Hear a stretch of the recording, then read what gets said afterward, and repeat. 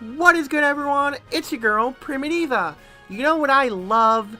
Dead things. And what are examples of dead things? Well, fossil Pokemon. Well, kinda.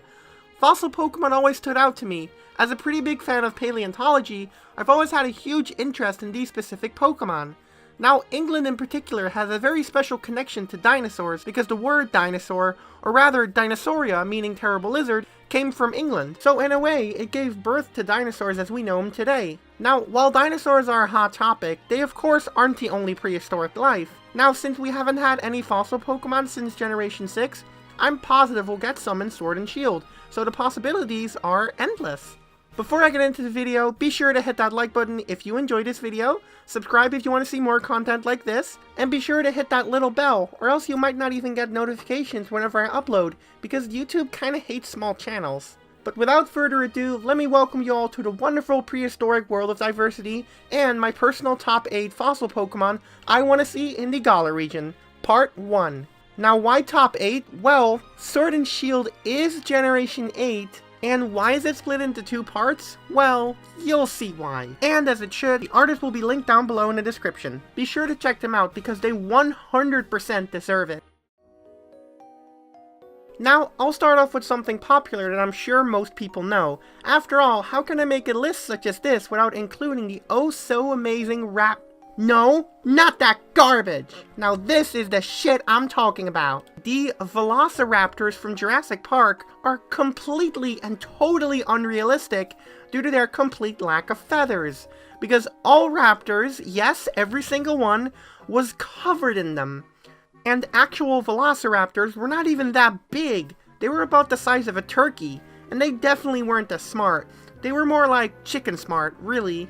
Thirdly, these raptors were more so based on the Deinonychus in design, but I guess that didn't sound as cool or radical as Velociraptor, but they could have just easily called it just a raptor. And finally, not a single Dromaeosaurid, also known as just the raptors, were from the Jurassic period. All of them came from the Cretaceous period, which was after the Jurassic period, 145 million years ago, which, fun fact, lasted 79 million years. The longest ever in the Phanerozoic Eon, the eon that we're still in today. Anyway, time to show off the designs by Indigo Blackbird. Let's start with the first one. This little cutie is called Quaraptor, and it's indeed a Velociraptor.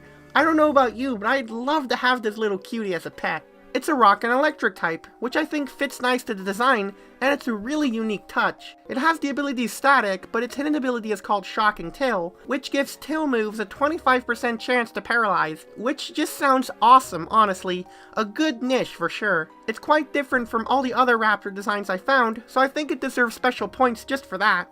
Its Pokédex entry says, Quaraptor have the ability to generate electricity by scraping its sickle-shaped claws against rock. This is then stored inside the quartz stones along its tail, to be released as the Pokemon is attacking. So this little baby might look cute, but it seems you gotta be careful around it, as it might just zap you with massive amounts of electricity. Now the final evolution is more interesting, as it's not a raptor, it's a dinosaur called a Troodon. However, it is in the same clade as raptors, which is called Maniraptora, and an even more extended clade known as Maniraptora, which also includes Aviale, which are the only living dinosaurs left, which are birds. So onto the design itself. This one is called Pezudon. It looks badass and pretty at the same time. Amazing combination. The tail is my favorite part. I love elegant looking tails on basically anything. I also like the crest on the back of its head.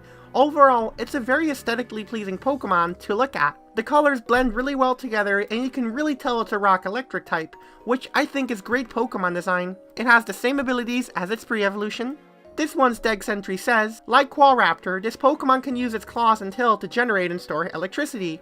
However, Pezudon also has a large crystal at the end of their tail, which they can use only in emergencies. By slamming it hard against the ground, it generates so much electricity fast enough that it causes an explosion.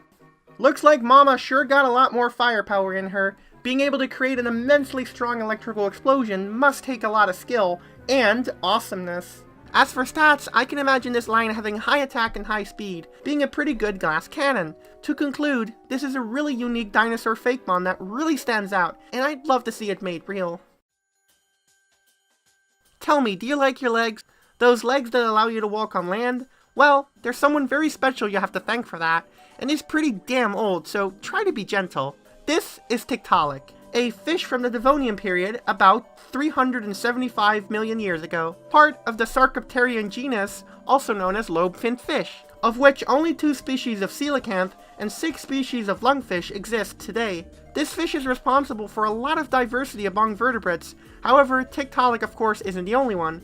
There's also Ichthyostega and Acanthostega as examples, but we're focusing on Tiktaalik. Here are the designs, biped head clip-on. Let's start with the first one. This is Skiptaalik, the Tiktaalik-inspired Pokemon. It's a really cute looking one for sure, and I love how simple colors can make it look like a Pokemon easily, but also represent the animal it's based on accurately, as with some Pokemon it can be kinda hard to tell at times. Its typing is rock and water, which just makes the most sense. Its abilities are adaptability and dry skin. Now, adaptability is a great one for obvious reasons. And a dex entry reads, Skiptaalik was an ancient fish Pokemon that was able to walk on land for extended periods of time. It marks the evolutionary transition between ancient fish and ancient land-dwelling Pokemon. That really makes me wonder how evolution happened in the Pokemon world, because it said Mew is the ancestor of all Pokemon, so that must mean that Mew is some type of last universal common ancestor, also known as Luca, which then means evolution as we know it in the real world must have occurred in the Pokemon world somehow. Anyway, onto the final evolution. This one is called Diplodondel. Now this one is based on a Diplocaulus, an extinct amphibian of the Leptospondyle genus, most of which lived from the early Carboniferous period, around 358.9 million years ago, to the early Permian period, around 289.9 million years ago. Except the Diplocaulus, which lived all the way to the late Permian, around 254.11 million years ago, so it's definitely something special. I mean, of course it's something special. Look at that skull. It's shaped like a boomerang. Now, what it was used for, I couldn't find out unfortunately, but hey, it's pretty damn unique. But let's look at the actual Pokemon design, shall we? For starters, it looks very unique. I can't think of any Pokemon that looks similar enough to this one. And while I can understand some Pokemon looking like others, I do really appreciate it when a Pokemon looks more original. The colors, again, mesh really well and it looks like a very tough Pokemon, and I dig that. You wouldn't want to mess around with this thing, that's for sure. And the boomerang head is just great. I can imagine it using it as a very powerful weapon, or maybe even slicing its prey or something sick like that. Its ability and typing are the same as its pre-evolution, and its dex entry says the following. Diplodondel was a large ancient amphibian with a large boomerang-shaped head. It is believed that Diplodondel used it to glide through the water when it swam. Stat-wise, I can imagine this thing not being very fast, but having high attack and overall good bulk. All in all, I'm very happy to see a Tiktaalik and a Diplocaulus Pokemon design. I think more unpopular prehistoric life should get the same treatment. There's just way too much coolness out there, y'all. Hey, you all like giraffes, right? They're such extraordinary animals. Very tall. Now, what if they flew? Can you imagine that? Something as tall as a giraffe flying? What a concept. Or is it? Let me introduce you all to the terrifying, or amazing, depending on your perspective, the Quetzalcoatlus. Try saying that 3 times. Quetzalcoatlus, Quetzalcoatlus, Well, to be specific, it's the Quetzalcoatlus northropy that's the biggest, reaching a wingspan of an astounding 10.9 meters or 36 feet, and being as tall as 5.4 meters or 18 feet tall, being the biggest creature that ever took to the skies. It lived in the late Cretaceous period from 68 million years ago to 66 million years ago, so unfortunately not that long. It was a member of the Arsarchidae family, which were toothless pterosaurs with unusually long stiffened necks, and unlike what a lot of people think, pterosaurs were not dinosaurs, they were flying reptiles. Last year, there was also evidence found that pterosaurs may have had feathers, just like a lot of dinosaurs. Not the feathers we know of today, but more like small primitive feathers to use for insulation to keep them warm. But enough about that, let's look at the Pokemon designs themselves. These are by Smiley Fakemon. Let's have a peek at the first one. This one is called Reptile, and it's a cute little smug baby, kind of a Snivy vibe, don't you think? I like how it oddly resembles a sauropod, the long-necked dinosaurs instead of a pterosaur, because actual pterosaur babies look nothing like this, but is a nice touch regardless. Its typing is rock flying, which is pretty obvious. Its ability is Big Packs, because it has big packs, and Moxie, and this is its Pokédex entry. Reptiles are ancient Pokemon revived from beak fossils from the late Cretaceous, the Maastrichtian stage. Reptile are not able to fly yet, but are able to soar up to a certain point. Their beaks are fairly strong and are used to tear up flesh delivered by their parents, or to play with their siblings. This is interesting because it makes me wonder if people in the Pokemon world even consider prehistory a thing. Like, how long has the Pokemon world even existed for? Did Arceus create Mew and release it upon the world to diversify and branch off into all the Pokemon we know of today? Damn, that sure is a brain tickler. Right, and now onto the evolution. This one is called Carnital. Now this one is freaking majestic. Just look at that long neck and huge pointy beak. Something I'm sure trainers will look at in awe. It's an A+ design for sure. What I also like about it, and this may sound weird, but I like its kind of fleshiness look to it. Like the color and some of the texture on its wing looks very fleshy and muscly. Its typing and abilities are the same as its pre-evolution, and its dex entry says the following. Carnital is one of the biggest creatures to ever soar in this planet's sky. Their beaks are unbreakable and can smash huge rocks in only a few seconds. Their wings individually are around 4 meters long. Carnital are capable of flight, although it takes a lot of effort. They mostly stay on land though, feeding on smaller Pokemon. Now, I like how accurate it is to the real creature. They were big, so it must have been harder to pull off flight consistently, and they also indeed ate smaller animals. So, if these were still alive today, and you'd see a big shadow while you're walking, well, you'd likely be eaten, so rip. Regarding its stats, first I was thinking it should be something similar to Aerodactyl with high speed and attack, but now I'm more so thinking it'll be a good defensive one with high HP, because of its huge size. But it looks like Aerodactyl's got some competition for the title of #1 Pterosaur Pokemon, and I'm gonna say it, I prefer Carnital. It looks so much more accurate to actual pterosaurs rather than just the old idea of dinosaurs combined with wings. I gotta say, my inner paleontologist has a bias for accuracy. So about 541 million years ago, something magnificent happened. Something that, if it didn't happen, the world as we know it wouldn't be how it is. I'm talking about the amazing event in geological time dubbed the Cambrian Explosion, but I personally like to call it the Big Oof. Before all of this, the world was a barren wasteland, and very simple organisms lived in the ocean. Then, over the course of 20 million years, in the beginning of the Cambrian period, an explosion of animals happened that later gave birth to a lot of the biodiversity we know of today. So mad props to the Cambrian Explosion, otherwise we wouldn't even exist and the Earth might have still been dead of most life. And out of that explosion came a tiny bizarre worm-like creature that looks like something you'd really only see when you're hallucinating, accurately named Hallucigenia. It's one of many, of the class of animals known as the Zenusids, that are thought to be the ancestor of velvet worms. Now Zenusids are a strange but interesting type of animals. They're proposed to be part of a clade that is not technically official, but a lot use it, called Panarthropoda, which consists of velvet worms, water bears, and the enormous group of animals that is known as arthropods, like spiders, bugs, crustaceans, etc.